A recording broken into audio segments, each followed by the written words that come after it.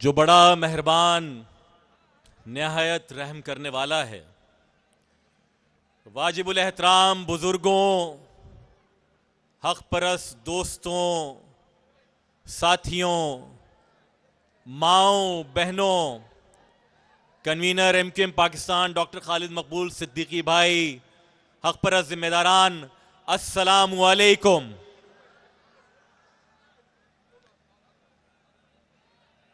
ساتھیوں، یہ بات ہم اسٹیج سے صرف کہہ رہے ہیں کہ جلسہ گاہ بھر چکی ہے، لیکن آپ جو لوگ جلسہ گاہ میں پنڈال میں موجود ہیں وہ یہ بات ہم سے زیادہ جانتے ہیں کہ کس طریقے سے کھچا کھچ نہ صرف جلسہ گاہ بلکہ اس کے باہر کی گلی اور سڑک بھی بھر چکی ہے۔ یہ بات جہاں ایم کیو ایم پاکستان کے لیے، یہ بات جہاں حیدرآباد کے لوگوں کے لیے، ہمارے کارکنان کے لیے باعث اطمینان ہے، وہیں یہ بات ان لوگوں کے لیے بھی بہت پریشانی کا باعث ہے کہ جنہوں نے پچھلے 10 روز سے، جب سے ہم نے اس جلسے کا اعلان کیا، تب سے صبح و شام انہوں نے واٹس ایپ پہ، فیس بک پر اس جلسے کے خلاف، میرے خلاف، آپ کے خلاف، حیدرآباد کے خلاف، مہاجروں کے خلاف، اتحاد کے خلاف سازشیں کرنا شروع کر دی۔ ان لوگوں کے لیے آج کا یہ جلسہ بہت پریشانی کا باعث ہے، ان تمام کے تمام لوگوں کے لیے بہت پریشانی کا باعث ہے کہ جو عام انتخابات سے پہلے کہہ رہے تھے، سوچ رہے تھے، کہلوا رہے تھے کہ حیدرآباد میں ایم کیو ایم کوئی نشستیں نہیں جیتنے والی۔ حیدرآباد میں بڑی بڑی گاڑیوں کے جلوسوں میں جو لوگ آتے تھے اور یہ سمجھتے تھے کہ حیدرآباد والے گاڑیوں کو دیکھ کر ووٹ دیں گے، حیدرآباد والوں نے بتا دیا کہ انہوں نے گاڑیوں کو دیکھ کر نہیں، جذبات کو، جذبے کو، عزم کو، تنظیم کو، نظریے کو دیکھ کر ووٹ دیا ہے اور آج بھی دیں گے۔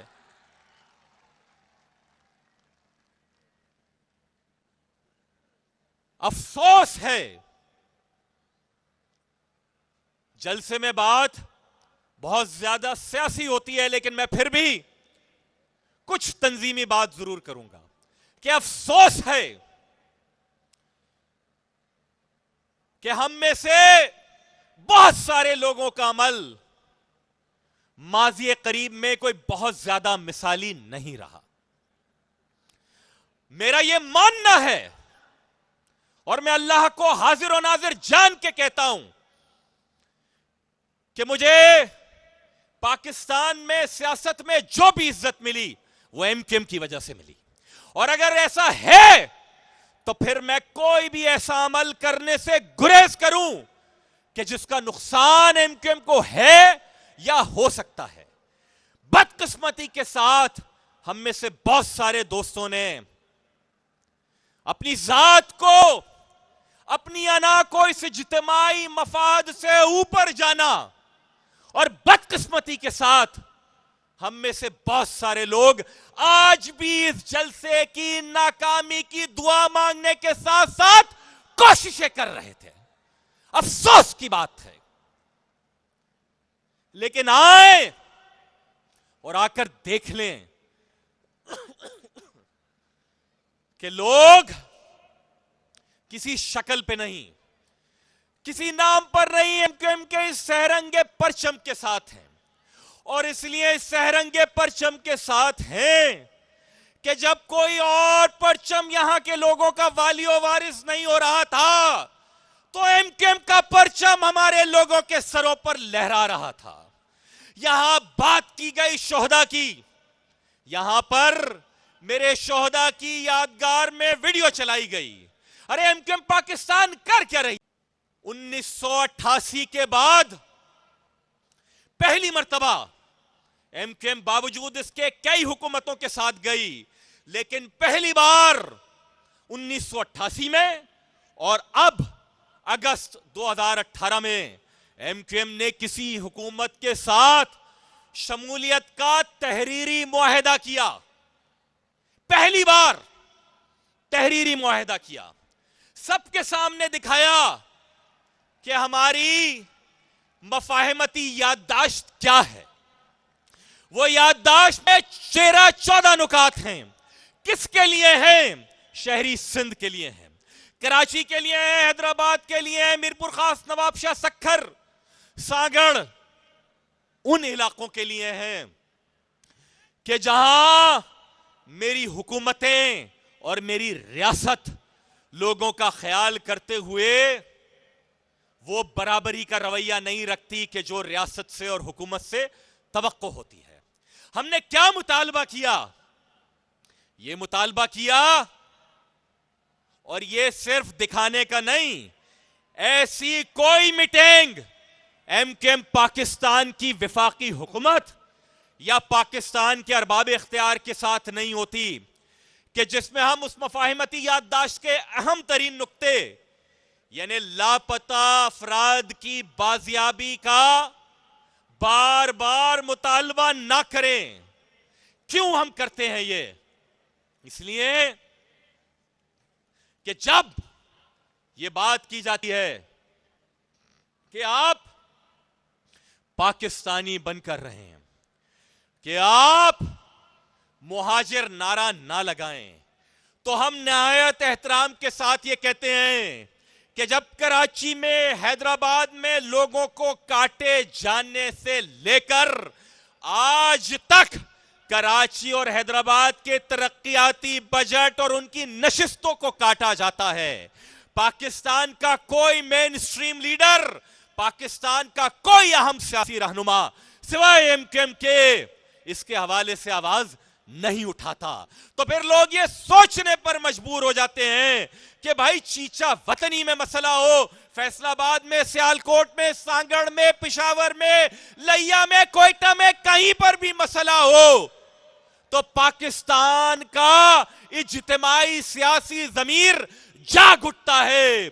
लेकिन पाकिस्तान के सबसे बड़े शहर की आधी आबादी को गिना नहीं जाता, सूबा सिंध के दूसरे बड़े शहर की आबादी को इंतहाई कम गिना जाता है। उस पर सितम यह कि मुतासिबाना मर्दमशुमारी के जरिए नशिस्तों की बंदर बाट का मंसूबा बनाया जाता है। उस पर सितम यह कि मेरे सूबे में 11 साल से एक बदउनवान, एक नाअहल और एक मुतासिब सियासी हुकूमत यहां पर मुसल्लत है, जो 2000 अरब रुपए का तरक्कियाती बजट खा गई। लेकिन जिस जुल्फिकार अली भुट्टो साहब के मजार के तुफैल इनकी हुकूमत बनती है, उस मजार की एक मॉडल यूनियन काउंसिल भी नहीं बना सकी।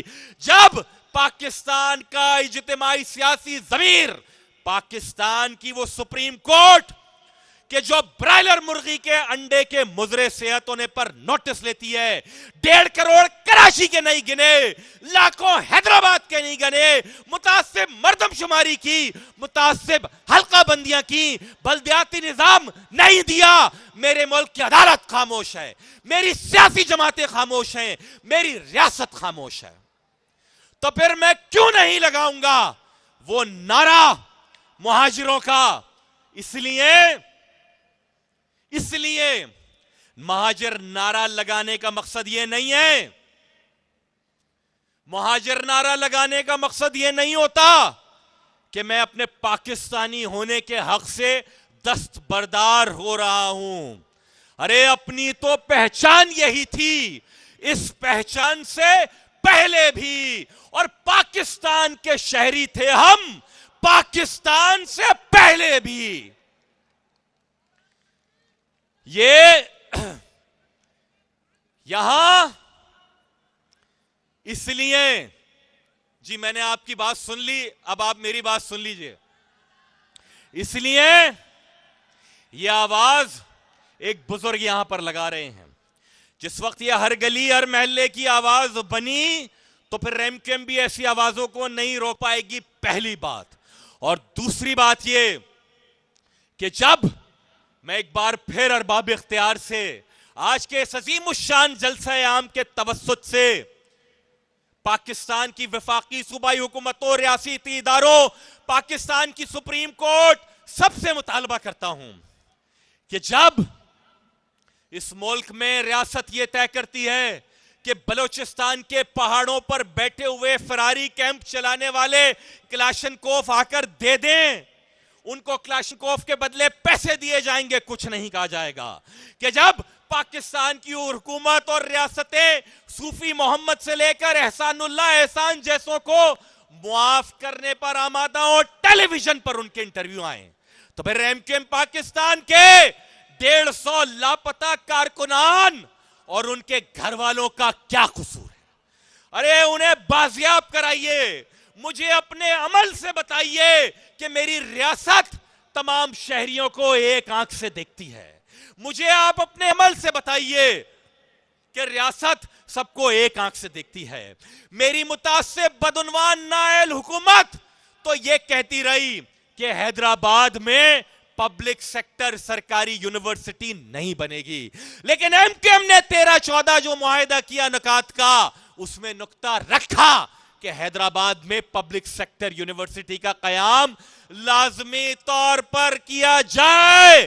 اور آپ نے دیکھا کہ 2 روز قبل convener M Q M Pakistan doctor Khalid Maqbool Siddiqui کی سربراہی میں وفد ملتا ہے وزیر اعظم عمران خان سے، اور کیا کہلواتا ہے کہ اگلے مہینے ہی حیدرآباد میں انشاءاللہ تعالی پہلی سرکاری یونیورسٹی کا سنگ بنیاد رکھا جا رہا ہے.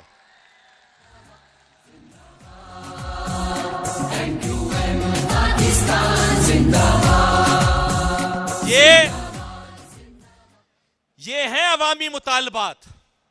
ایم کیو ایم کے کارکن اس ملک کے شہری ہیں. ان کی بازیابی سیاسی مسئلہ نہیں ہے، ان کی بازیابی پاکستان کا مسئلہ ہے، معاشرتی مسئلہ ہے. پبلک سیکٹر یونیورسٹی کا قیام ایم کیو ایم کا مسئلہ نہیں ہے، مہاجروں کا مسئلہ نہیں ہے. یہ وہ یونیورسٹی نہیں ہوگی کہ جہاں شناختی کارڈ دیکھ کے لوگوں کو اندر جانے دیا جائے اور ان کی نسل دیکھ کر ان کو مارا جائے. نہیں، حیدرآباد کی یونیورسٹی میں تمام زبانیں بولنے والے ہوں گے. حیدرآباد کے ہر بچے کا اس کے اوپر حق ہوگا. ایم کیو ایم نے کیا مطالبہ کیا؟ یہ کہ با اختیار بلدیاتی نظام حکومت دو. اس میں کیا غلط ہے؟ میرے ملک کا آئین کہتا ہے میری عدالت چپ ہے، میرے ملک کا آئین کہتا ہے میری اسمبلیاں چپ ہیں، میرے ملک کا آئین کہتا ہے میری حکومتیں چپ ہیں. تو پھر ایم کیو ایم پاکستان کے انہی مطالبات کے توسط سے، انہی مطالبات کی بدولت، ایم کیو ایم پاکستان کے اس عزم کی بدولت کہ جو ہمارے شہداء کا مشن ہے، کہ جو ہمارے ساتھیوں کا عزم ہے، کہ جس کی بنیاد پر ہم تمام نامساعد حالات میں یہاں پر کھڑے رہے. حیدرآباد کے غیور عوام، آپ کو میں یہ آخری بات کہتے ہوئے یقین دلاتا ہوں کہ ہم پیشہ ورانہ سیاست نہیں کر رہے، ہم جدی پشتی سیاست نہیں کر رہے. ہم اگر کھڑے ہیں تو اس میں سب سے اہم ترین نقطہ یہ ہے کہ ہمارے لوگوں کے لیے، میرے لوگوں کے لیے، میرے شہروں کے لیے ایم کیو ایم پاکستان کے علاوہ سوچنے والا کوئی نہیں. کاش کہ وہ وقت آئے کہ میرے ملک کی حکومتیں، میرے ملک کی اشرافیہ، میرے ملک کی سیاسی جماعتیں اور میری ریاست مہاجروں کو بھی، سندھ کے شہری علاقوں کو بھی اتنا ہی اپنائے کہ جتنا ملک کے طول و عرض کو درست طریقے سے اپنایا گیا ہے. تو یقین جانیے کہ ہمارا بوجھ بھی ہلکا ہو جائے گا اور پاکستان بنانے والے بانیان پاکستان کا کچھ قرض بھی یہ ریاست، یہ مملکت اور یہ حکومتیں کچھ نہ کچھ اتار سکیں گی. میں اپنے شہداء کی نظر ان چند مصروں کو کر کے اجازت چاہوں گا کہ ہمیں تو اس پہ یقین، اس پہ اعتماد ہے. بس ہمیں تو اس پہ یقین، اس پہ اعتماد ہے، بس لہو کا بہنا کبھی رائے گا نہیں جاتا. جو آنکھ آج بہے گی وہ سیل نور صفت، تمام تیرگی شب کے رنگ اڑا دے گی. جو آہ دل سے ہواؤں میں ہو گئی شامل، وہ کل ہر ایک چراغ ستم بجھا دے گی. جو ہاتھ آج کٹیں گے نقیب جاں ہوں گے، جو سر زمین پہ گریں گے وہ آسماں ہوں گے، اور انہیں خبر ہی نہیں وقت کے بدلنے سے خاموش کوہ بھی شعلے اگلنے لگتے ہیں. جو دوسروں کے گھروں کو جلانا چاہتے ہیں خود اپنی آگ کی حدت میں جلنے لگتے ہیں. ہمیں تو اپنے بدن کی ذرا نہیں پرواہ، ہمیں عزیز ہے آواز کی بقا یارو. عدو مٹائیں گے آخر کہاں تلک ہم کو، ادھر ہے آتش نمرود ادھر خدا یارو. تمام زخم ہمیں یاد ہیں حریفوں کے، جو تیر نکلے وہ سوئے کما نہیں جاتا. لہو کا بہنا کبھی رائے گا نہیں جاتا، لہو کا بہنا کبھی رائے گا نہیں جاتا، لہو کا بہنا کبھی رائے گا نہیں جاتا.